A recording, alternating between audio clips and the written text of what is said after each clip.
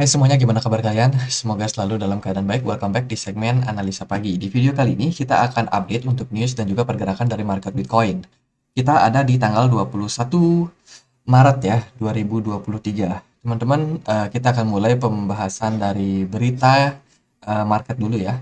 Ini ada UBS, salah satu bank terbesar di Swiss yang akhirnya melakukan akuisisi terhadap Credit Suisse. Which is ini sebuah langkah penyelamatan dari salah satu bank yang mau eh, bisa dibilang kolaps ya karena kesulitan likuidasi juga.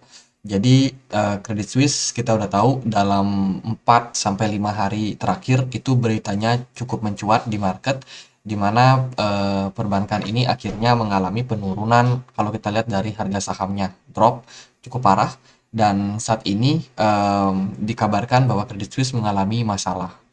Ada beberapa berita yang mengatakan bahwa sebenarnya Credit Suisse ini sudah mengalami masalah jauh sebelum hari ini yang terlihat. Ya, ini disebabkan karena berita-beritanya cenderung tertutupi, teman-teman. Dan sekarang beritanya kembali mencuat. Dan ya, akhirnya dari UBS sendiri mengeluarkan sekitar 3 billion Swiss franc untuk menyelamatkan eh, dari Credit Suisse sendiri. Jadi ini adalah upaya untuk membuat market tenang dulu ya. Karena kalau ada bank run, ini bisa sangat-sangat fatal sekali akibatnya. Jadi penyelamatan yang dilakukan dari eh, perusahaan UBS atau bank UBS ini tentunya bisa membuat market sedikit lebih lega untuk sementara waktu. Tapi kita akan lihat seperti apa kasusnya ke depannya. Kita akan langsung next ke berita selanjutnya yang juga cukup penting. Fed will stop hike highs. Ini 5 penjelasan atau 5 hal yang harus kita perhatikan untuk Bitcoin. Seperti apa? Jadi ada kemungkinan the Fed bakalan tidak naikin suku bunga, teman-teman, di pertemuan FOMC di hari Kamis dini hari nanti.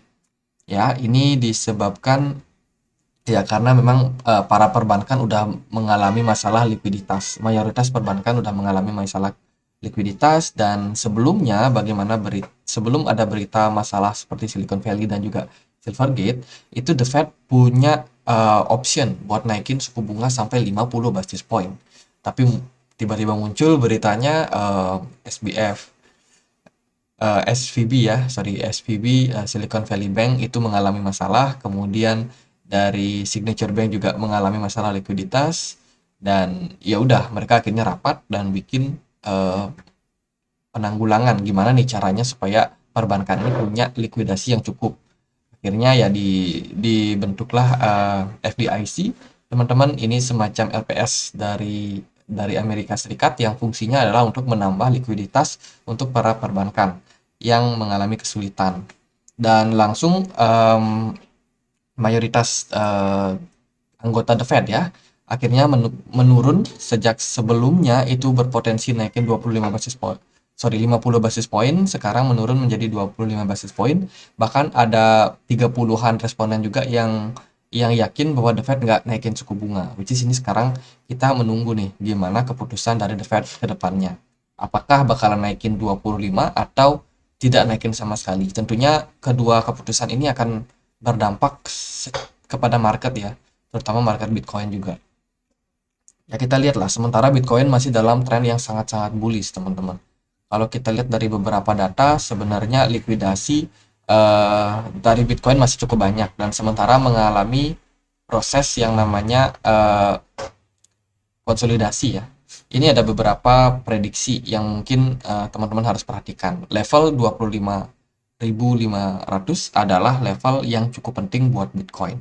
Nah, sekarang teman-teman, sekarang ini Bitcoin ada dua pilihan. Entah dia bakalan kembali menguat setelah mungkin The Fed nggak naikin suku bunga, ya itu bisa jadi Bitcoin bisa impulsif naik.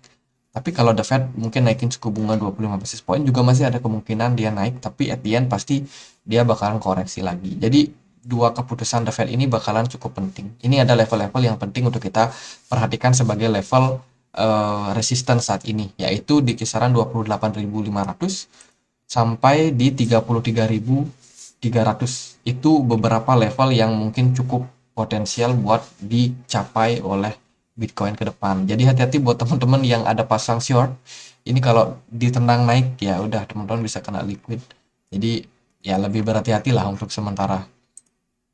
Ini ada berita juga dari kemarin ya, bagaimana The Fed dan juga 5 central bank lainnya itu membuat swap lines, teman-teman. Ini fungsinya buat para perbankan, nih para central bank yang mungkin kesulitan memiliki salah satu aset seperti dolar misalnya, mereka bisa swap mata uang mereka ke The Fed sehingga mereka bisa dapat likuidasi dolar lebih banyak karena semenjak suku bunga dinaikkan, akhirnya banyak orang yang beralih eh, ke dolar ya. Banyak orang yang beli dolar sehingga dolar di masing-masing central bank ini mengalami kesulitan likuidasi, teman-teman. Jadi ya sekarang mereka bikin option buat mereka bisa swap nih dana mereka dalam bentuk US dollar atau ke mata uang negara yang lain. Ini ada 6 negara besar ya yang bisa melakukan swap, teman-teman. Itu sih dari beberapa news di market. Terus juga untuk sorry, kita masuk ke kalender ekonomi. Kalau dari kalender ekonomi untuk hari ini hari Selasa, kita bakalan dapat pidato dari European Central Bank. Kemudian kita juga masih dapat data soal penjualan rumah lama. Jadi sementara ada sedikit news aja untuk hari ini, mungkin market akan sedikit volatile seperti biasanya. Dan besok besok belum sih, belum belum kenaikan suku bunga ya, tapi kenaikan suku bunganya hari Kamis. Jadi ya kita akan lihat seperti apa kondisi daripada market. Teman-teman, market di perdagangan kemarin cukup volatile, naik dan turun. Sementara masih bergerak di posisi 28 ribuan. Dan saat ini posisi dari market cenderung berada dalam posisi jenuh beli untuk RSI-nya. Dan kalau kita lihat dari segi volume perdagangan pun juga masih cenderung kuat, teman-teman. Dan ya, sementara sih fokusnya sama Bitcoin ya. Sama Bitcoin, altcoin agak sedikit lesu kalau kita lihat dari perdagangan kemarin. Terus juga dari posisi RSI di time frame 4 jam, teman-teman perhatikan di sini sudah tercipta bullish divergence. Ini udah hati-hati nih kalau teman-teman yang trade dan mungkin posisi long itu dalam jangka waktu dekat pasti akan berakhir. Mungkin dengan satu kali kenaikan lagi, teman-teman. Masalahnya adalah ya kita perlu menunggu kira-kira suku bunga The Fed seperti apa. Apakah bakalan dinaikin atau enggak. Jadi dalam posisi ini market kebanyakan sepertinya bakalan wait and see dalam beberapa hari ke depan menjelang FOMC meeting. Ini Bitcoin udah naik cukup signifikan dan ya sementara posisinya udah mulai struggle buat naik lebih tinggi lagi. Sementara sih posisi Bitcoin nggak jauh-jauh dari 28.000 turun ke 27.500 terus balik naik lagi. Jadi masih di range tersebut lah. Bitcoin juga nggak turun-turun dalam dan ya sepertinya memang posisinya masih cenderung ditahan untuk saat ini. Sementara kalau kita lihat di time frame yang lebih kecil, di time frame satu jam ya, Bitcoin ya mondar-mandir di sana aja, teman-teman. Volume perdagangannya pun juga masih cenderung besar, tapi udah sedikit menurun. Jika kita gunakan indikator Loken, posisi smart money perlahan-lahan udah mulai berkurang dari market. Ini mungkin udah pada prepare nih Pak, buat wait and see sama market. Seperti apa kira-kira Bitcoin akan merespon daripada keputusan dari The Fed nanti. Ya, jadi market maker udah mulai cicil-cicil keluar. Jadi teman-teman jangan FOMO dulu. Kayaknya mereka bakal wait and see, entah mereka akan tendang lagi naik nanti ketika pembacaan suku bunga ataupun nanti dia bakalan down marketnya, teman-teman. Karena memang udah berada dalam level jenuh. Ya, jadi untuk arah market saya rasa sih masih belum jelas kemana arahnya, tapi beberapa indikasi-indikasi tadi mungkin bisa menjadi gambaran buat teman-teman biar lebih aware lagi kalau kondisi sekarang ini masih dalam posisi yang wait and see semuanya. Oke, gitu aja buat market. Mungkin nggak terlalu banyak karena memang market juga bolak-balik di sana aja, nggak terlalu ada pergerakan yang impulsif untuk perdagangan kemarin dan hari ini pun sepertinya memang bakalan ya lebih volatile lagi ya karena mungkin pada banyak yang turun volume perdagangannya. Jadi gitu aja buat Bitcoin, semoga bisa bermanfaat dan nantikan besok mungkin aku nggak bisa bikin analisa, tapi nggak tahu lah, mungkin nanti malam kita akan coba lagi untuk update seperti apa kondisi dari market Bitcoin. Jadi gitu aja teman-teman, semoga bisa bermanfaat. Akhir kata saya Andri, makasih.